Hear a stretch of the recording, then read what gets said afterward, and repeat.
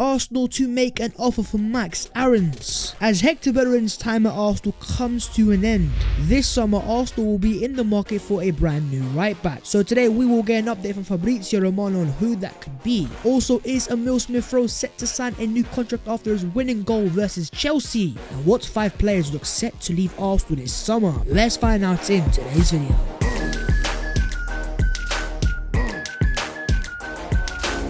Yo, what is going on, guys? My name is Babs14. Welcome back to your boy's channel. Beating Chelsea last night, a little dub, a shameless dub, and I will take it. The question that I want to ask you guys in the comments today is if you could sign one right back to replace Hector Bellerin, who is it and why is that player? Let me know some players down below in the comments and let's get straight into this video. Here we go. Rightio then, first things first, let's get an update on the new Arsenal right back. It has been confirmed on numerous occasions and basically it is now official that Arsenal will sign a new right back this summer with Hector Bellerin set to leave. But what exactly has Fabrizio Romano had to say on the players that Arsenal are targeting as a replacements? Well, on his Here We Go podcast, Fabrizio Romano has said Lamptey is no longer a target and Hakimi is really difficult. Max Aarons is one of the names in the list, but it is a long list. Everton were in talks for Aarons, but now it's really complicated. Other clubs are joining the race. So Tariq Lamptey's transfer to Arsenal is off. Forget about it, it's not happening. And I think the main reason behind that is the fact that he has missed this season with the injury. So, I can understand why Arsenal will not sign Tariq Lamptey. As good as a player that he might become in the future, as of right now, Lamptey to Arsenal, it is not happening. Fabrizio Romano has confirmed it. Hold the video right there. Before we proceed, if you guys can go down there and show some love to the video by smashing a like and also subscribing to the channel if you are new. We are on the road to 40,000 subscribers and closing for 38k. So yeah, free of charge, quick thing down below, subscribe and much appreciation.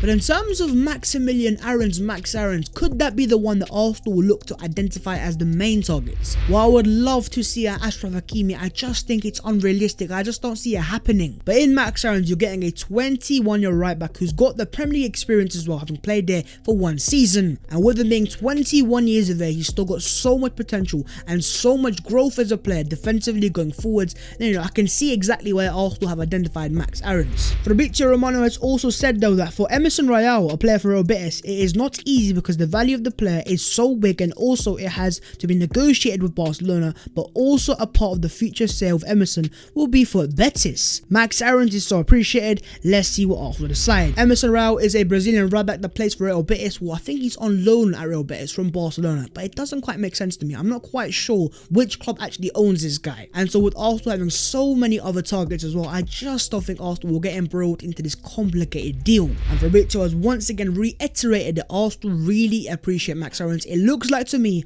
Arsenal have turned their full attention to Max Aarons, and I fully expect Arsenal to make an offer as soon as the transfer window opens. The AFC Bell has spoken and they have said Hector Bellerin tells Arsenal he has not notified, suggested or offered to open communication channels with the player's legal team regarding a new contract for some time. The player does not press but is open to leaving in the event that the club feels it needs to sell to provide cash for other goals. Several clubs inquired about the player's status. So Bellerin is not actually asking to leave Arsenal. Essentially what he's saying to us is, look, if you don't think I'm the guy for you, think you can improve on me, as long as you get a good offer and I go to a club that I want to go to, I am more than happy to leave Arsenal. And you know what, Hakimi, just for doing that, I respect that. Making it easier for Arsenal Football Club. You know what, I love it. But the question for you guys in the comments is, how much do you think is Hector Bellerin's value in the current transfer markets? But in terms of the AFC Bell, they do not stop there. They are the GOAT of the Arsenal transfers, and now these guys have got quotes from Achraf Hakimi's agent himself. I love Arsenal, but none of the officials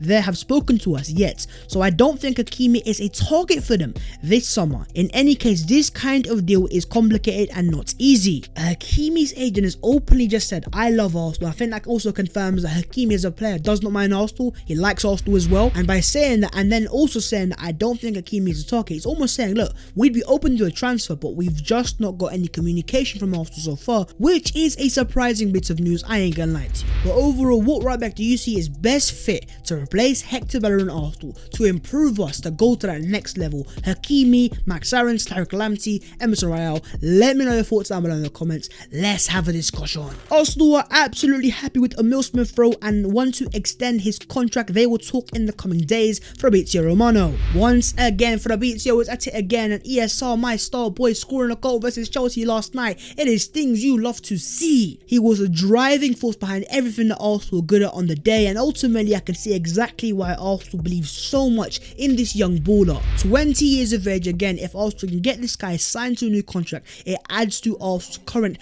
crop of young talents. We've got Bukayo Saka locked down, we've got Gabriel Martinelli locked down, we've got Foden Balogun locked down as well. So it's time to lock off all the youngsters and let's get Smith Rowe penned in to that new contract Arsenal announced it ASAP. But with Smith Rowe once again flourishing in that number 10 position, the question for you guys is, do Arsenal need to add on to him this summer, and who is that player going to be? And so let me know some suggestions down below of number 10 central attack midfielders that you want to see Arsenal sign. Give me some juicy names. Moving on, lads, let's discuss the Arsenal potential departures. This is some massive gargantuan news coming from The Athletic and David Ornstein. The Arsenal staff are under the impression that at least 5 senior players, David Luiz, Willian Bernd Leno and Granit Xhaka and Hector Bellerin, want to leave the club. Oh my god, say swear.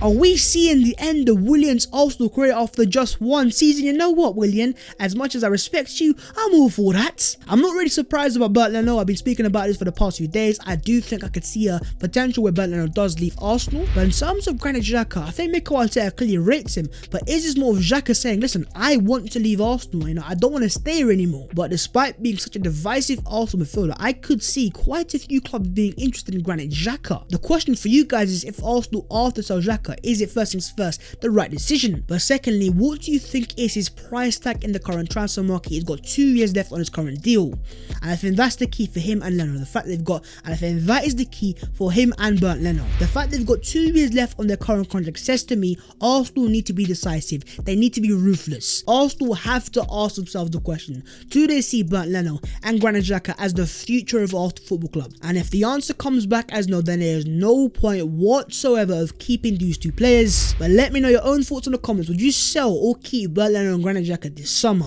Martin Odegaard before the Chelsea game, and whether these could be his last 3 games for Arsenal, you never know what's going to happen. You know what, Arsenal fans have seemed to change their tune on Martin Odegaard, because a month ago every single Arsenal fan wanted to keep Martin Odegaard and sign him on the permanent, but now Arsenal fans are having second thoughts, and I can see why. Because on the pitch Odegaard has become very passive. He's not getting assists, he's not getting goals, and he's not really performing at a good level anymore either. And so would Real Madrid set to slap a massive price tag on the player as well? Is he worth the money? I'm not sure anymore. Lads, what do you think of Martin Odegaard? Would you keep him and sign him on a permanent, or would you let him go back to Real Madrid? I myself am looking at a certain Argentine baller that plays for Norwich City, and his name is Emiliano Buendia, but we're gonna have to wait until on that one. But talking about attacking midfielders, let's discuss Jack Grealish to Arsenal. Yes, you just heard that right. Jack Grealish's agent has said the truth is we don't know what will happen, and there are many clubs interested, and I wouldn't put Manchester United at the top of that list. Now, a lot of people have said that club could be Manchester City, but if the price is 80 to 90 to 100 million pounds, City don't spend that money. Yes, they can spend 50 to 60 sometimes, but most of the time it never goes higher than 60 million pounds. Chelsea won't need it with Mason Mount. Tottenham, you think Tottenham can afford him? No, it's not happening. And so could the club on top of that list be Arsenal Football Club?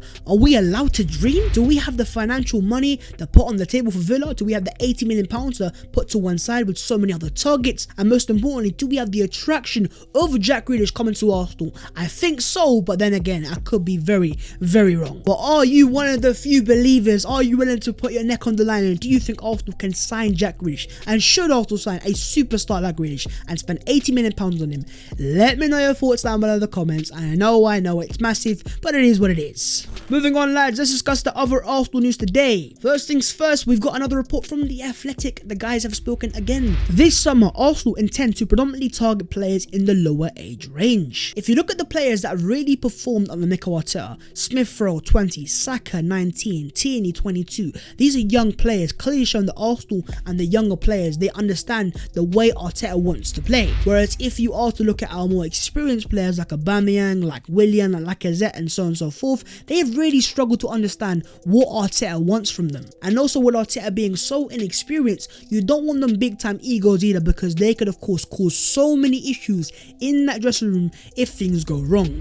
Arteta still retains the support from the majority of the squad. Certain individuals even sought out assurances that he will be kept on before entering into negotiations on a new contract. Many players players remain loyal and continue to hold him in high regard despite results again coming from The Athletic. I don't think you guys understand exactly how massive that really is, because really and truly the only way I saw Arsenal actually sacking Arteta was if he was to lose that dressing room. But as The Athletic have confirmed that one more time, Arteta retains the support of the players, and I think that is why Arsenal, they won't sack Mikel Arteta. A lot of you guys will disagree on that. A lot of you guys think it's time to go and he's not the guy. Whatever our thoughts are as fans, we just have opinions. The people that run the club, they simply back Mikel Arteta. Even the players back Mikel Arteta. So it is what it is. Let me know your thoughts on that down below in the comments. Mikel Arteta after the Chelsea game says, "Nothing is broken. I don't know how they are, the media, going to try from outside, but inside, no. They will try to put things on me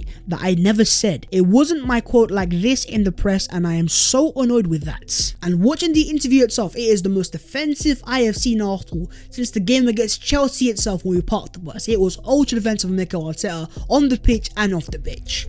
But what are your own thoughts on Mikel Arteta? Obviously, we've just beaten Chelsea. Does it really matter? Nah, it doesn't. But are there still fans that Mikel Arteta retains the faith of? If so, let me know why you are in the comments below. But there you guys go. That is the video there and there. I hope you have enjoyed as always. And if you have, smash a like on the video. Don't forget to subscribe to your boy if you're new. And most importantly, let me know your thoughts down below in the comments on all things that I've discussed. If you would like to follow your boy on them social medias, my Twitter and Instagram will be linked below in the description. That was the latest Arsenal news there and there. Arsenal did beat Chelsea in a 1-0 shameless dub. It was Park the Bus FC, and you know what, I will take it. But for Arsenal now, it is Transfers FC, and I will see you guys soon.